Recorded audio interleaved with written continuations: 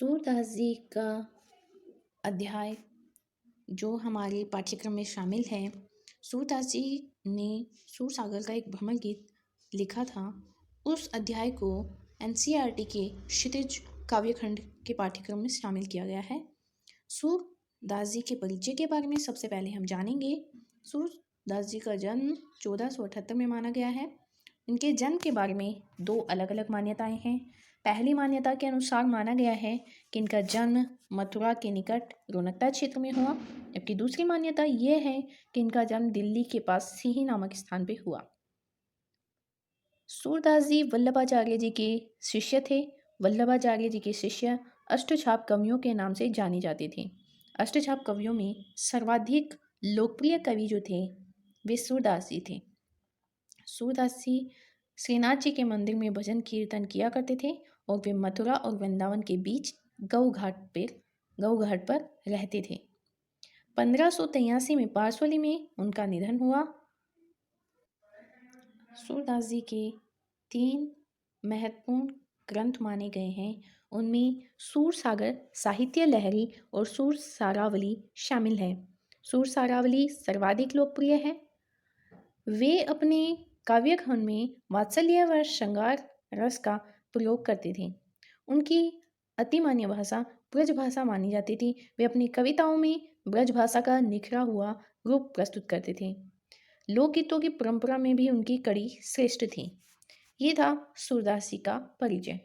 हमारे पाठ्यक्रम में सूरदास जी के सूरसागर के भ्रमर गीत के 4 पद लिए गए हैं।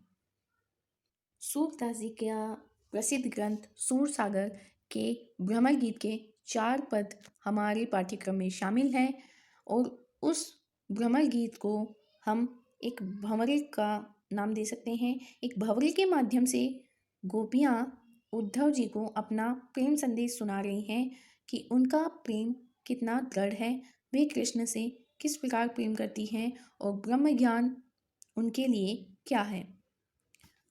ये सब वह एक भ्रमरी के माध्यम से उन्हें बताती हैं। अतः भ्रमरी को माध्यम माना, इसीलिए सूरसागर में भ्रमर गीत शामिल है। भ्रमर गीत का सार इस प्रकार है कि कृष्ण ने मथुरा जाने के बाद स्वयं लौटकर न आकर उद्धव के जरिए गोपियों के पास संदेश भेजा। उद्धव ने निर्गुण योग या योग संदेश गोपियों की विरह वेदना को शांत करने का प्रयास किया, किंतु गोपियाँ उनके इस ज्ञान मार्ग को पसंद नहीं करती थी। इस कारण उन्हें उद्धव का शुष्क संदेश पसंद नहीं आया। तभी वहाँ पे एक भंवरा आया और इसी भंवरे के माध्यम से वो अपना भ्रमर गीत प्रारंभ करती हैं। गोपियों ने भ्रमर के बहाने उद्धव पर व्यंग बाण छोड़े। पहले पद में गोपियों ने कहा कि उनकी गोपियों की जो बात थी, उन्होंने कहा कि उद्धव कभी स्नेह के धागे में बंधे नहीं है, अतः विरह वेदना क्या होती है ये उन्हें मालूम नहीं है, इसका एहसास भी वो नहीं कर पाते। दूसरे पद में गोपियों ने स्वीकार किया है कि उनकी मन की अभिलाषा मन में ही रह गई। कृष्ण के प्रति प्रेम उनकी गहराई को व्यक्त करता है। तीसरे पद में वे उद्धव की योग साधना को एक कड़वी ककड़ी के समान बताती हैं और अपने प्रेम पर एक निष्ठ और दृढ़ विश्वास प्रकट करती हैं। चौथे पद में उद्धव को ताना मारती हुई कहती हैं कि कृष्ण ने अब राजनीति पढ़ ली है। अतः अंत में गोपियों द्वारा उद्धव को राजधर्म याद दिलाया जाता है। सूरदास की इस लोकधर्मिता को दर्शाया जाता है। सूरदास जी भी यही मानते हैं कि राजा का पहला धर्म प्रजाहित होता है। ये था भ्रमर गीत का सार।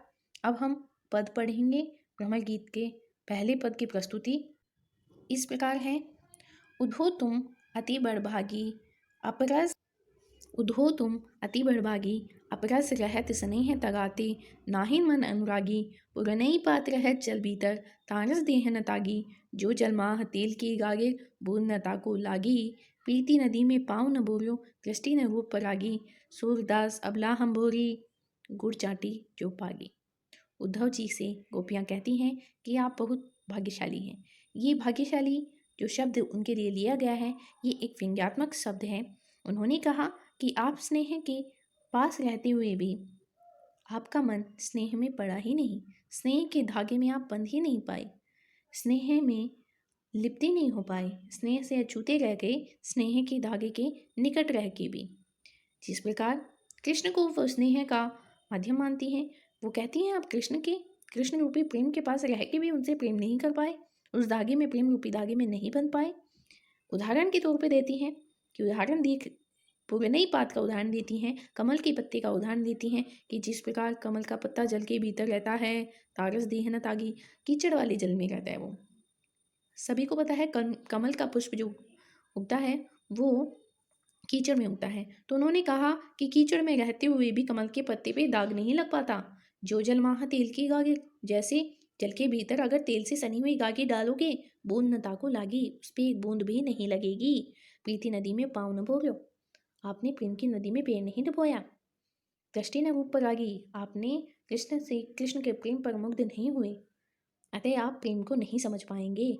किंतु हम अबला भूरी हैं, हम भोली गोपियां हैं, हम कृष्ण के प्रेम में गुड़ चाटी जो पागी, हम कृष्ण के प्रेम में गुड़ में लगी हुई चींटियों की भांति हैं। अतः हमारा प्रेम समाप्त नहीं होगा। जब तक हमारे देह में श्वास है तब तक हमारे और कृष्ण के प्रेम में प्रेम की समाप्ति नहीं होगी। हम कृष्ण से प्रेम करते रहेंगे। उद्धव जी को प्रेम का पाठ पढ़ाया और उद्धव जी को बताया कि वो किस की भांति है, किस किस के उदाहरणों के साथ उद्धव जी के साथ उन्होंने समानताएं बताई और किस प्रकार उन्होंने खुद की समानता गुड़ में लगी हुई चींटियों की भांति बताई। पहला पद इस प्रकार समाप्त होता है। दूसरे पद में उन्होंने क्या कहा आगे? दूसरे पद में उन्होंने प्रारंभ किया, मन की मन ही मांझ रही, कही जाई कौन पे उधो, नाही परत कही, अवधि आधार आस आवन की, तन मन विधा सही। अब इन जोग संदेश सुनी सुनी, बेरा नहीं बेरा दही, चाहत होती गुहार जीती थे, उतते धार बही, सूरदास अब धीर धरे क्यों, मर्यादा न लही। गोपियाँ कहती हैं, भंवरे के माध्यम से, भंवरे को माध्यम बनाती हुई कहती हैं कि मन की मन तो मांझ में ही रह गई, मन की बात मन में ही रह गई, कही जान कौन पे उधो, अब किसे कहें कौन क्या, मन की बात थी वो मन में ही रह गई, किसे कहें। अवधि आधार आसावन की, हमारे को आस थी, हमारे तन मन में व्यथा थी कि कृष्ण आएंगे, लेकिन कृष्ण नहीं आए। कृष्ण तो नहीं आए, किंतु अब इन योग संदेश सुनी, किंतु आप जिस योग संदेश को हमें सुना रहे हैं, इसको सुन सुन के विरह विरह दही, अर्थात वियोग में जीने वाली इस विरह की आग को और प्रज्वलित हो चुकी है। आपके योग संदेश को सुन के हमारी विरह की आग और ज़्यादा जल उठी है।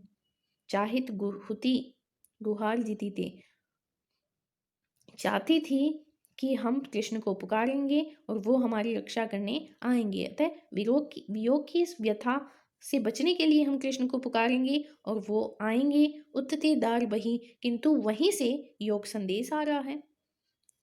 वो कहती हैं कि हमने सोचा था कृष्ण को आवाज़ देंगे, कृष्ण आएंगे, हमारी वियोग की व्यथा मिटाएंगे, किंतु कृष्ण ने आपके संदेश को भेजा है जो कि हमारी वियोग की व्यथा को बढ़ा रहा है। अब धीर धरई क्यों, अब हमारे अंदर धैर्य नहीं है और न मर्यादा लही और न ही मर्यादा रही है।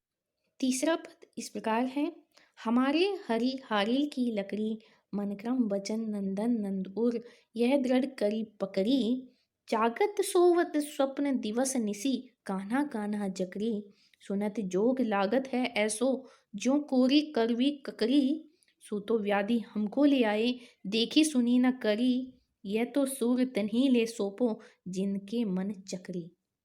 अर्थात गोपियों ने तीसरे पद में कह ही दिया कि यह योग संदेश आप उनको दो जिनका मन हो चकरी, जिनका मन स्थिर ना हो। उन्होंने कहा, हमारे हरी हारिल की लकड़ी, हमारा मन है वो हारिल की लकड़ी के समान है। हारिल एक पक्षी होता है, जो पक्षी अपने पैरों से लकड़ी को पकड़े हुए रखता है इस आशा से कि वह लकड़ी ही उसके आगे जाने का मार्ग है। किंतु अब आगे कहती हैं कि हमारा मन हारिल की लकड़ी के समान है, हमारी कृष्ण से प्रेम जो है वो हारिल की लकड़ी के समान है। मन क्रम वचन नंदन नंद और मन क्रम और वचन हम उस नंद की लाल पे निछावर कर चुके हैं। यह दृढ़ करी पकड़ी, हमने यह दृढ़ विश्वास दृढ़ संकल्प कर लिया है कि हम अपने मन क्रम और वचन से कृष्ण से प्रेम करेंगे। जागत सोवत स्वप्न दिवस, जागते सोते सपने में दिन और रात कान्हा कान्हा जगई, कान्हा कान्हा ही जपती रहती हैं। हमारा मन हारी की लकड़ी है, हम उस कृष्ण से प्रेम करते हैं, मन क्रम और वचन से दिन रात कृष्ण को याद करते हैं, कान्हा कान्हा ही रखते हैं। सुनत जोग लागत, किंतु आपका ये योग संदेश सुन के ऐसा लगता है जैसे कड़वी ककड़ी, जैसे कड़वी ककड़ी सू तो व्याधि हमको ले आए। यूँ तो वह तो वह तो पीड़ा पहुंचाने वाली वस्तु है जो आप लेके आए हैं, वह तो पीड़ा पहुंचाने वाली वस्तु है जो हमने न देखी, न सुनी, न करी। न हमने देखी इस योग को, न हमने योग के बारे में कुछ सुना, न हमने योग के बारे में कुछ जाना, और न हमने योग भोगा। किंतु हम आपसे कहते हैं कि आप तिन्हीं ले सौंपो, आप ये योग संदेश उनके लिए दे दो, उनको लेके सौंपो जिनका मन चक्री है, जिनका मन एक जगह स्थिर नहीं रहता है। हमारा मन तो स्थिर है, हम तो कृष्ण की हैं, कृष्ण हमारे हैं, हम कृष्ण से एकनिष्ठ प्रेम करती हैं। अगले पद में क्या कहते हैं, सुनिए जरा। हरी है राजनीति पढ़ी आए, समझी बात कहत मधुकर के समाचार सब पाए। आपके समाचार सुन के हम समझ गए कि कृष्ण ने राजनीति पढ़ ली है। मधुकर भंवरे को कहा जाता है, और व्यंग भंवरे को व्यंग शब्द के रूप में ले रही हैं, वे उद्धव को भंवरा कह रही हैं कि हमने आपका समाचार सुन के सब कुछ समझ लिया है कि कृष्ण ने राजनीति पढ़ ली है।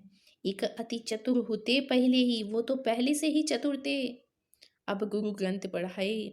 वो पहले चतुर थे, पहले प्रेम का पाठ पढ़ाया, अब गुरु ग्रंथ पढ़ा रहे हैं, अब ज्ञान का संदेश भेज रहे हैं। बड़ी बुद्धि जानी जो उनकी जोग संदेश पढ़ाए, उनकी बुद्धि को हम बहुत जानते हैं कि उन्होंने योग संदेश हमें पढ़ा रहे हैं। उद्धव भले लोग के परिहित डोलत धाये, उद्धव आप तो बहुत भले लोग हैं जो दूसरों के कल्याण के लिए यहाँ तक योग संदेश सुनाने चले आए। अब अपने मन फेर पाहिए, चलत जूहते चुराए। आप तो दूसरों के हित के लिए यहाँ चले आए, लेकिन हम कहते हैं कि कृष्ण से कहना, पहले वो हमारा मन जो चुरा लिए हैं, उस चुराए हुए मन को लौटाए। ते क्यों अनीति करे आपुन, जे को और अनीति छुड़ाए। न्याय करने वाले अन्याय क्यों कर रहे हैं, वे अन्याय क्यों कर रहे हैं जो अनीति छुड़ाए, जो लोगों से अनीति छुड़ाते हैं, जो अन्याय करने से लोगों को रोकते हैं, वे क्यों अन्याय कर रहे हैं। राजधर्म तो यह है जो प्रजा न जाहि सताए। राजधर्म तो यह है उद्धव कि जो प्रजा के हित के बारे में सोचे, प्रजा को नहीं सताए। इन 4 पदों में भ्रमर गीत संकलित है। इन 4 पदों में भ्रमर के माध्यम से गीत गुनगुनाया गया है, जो गोपियों और उद्धव के समक्ष हुए संवाद को दर्शाता है। अभी यह है भ्रमर गीत समाप्त। अतः नमस्कार।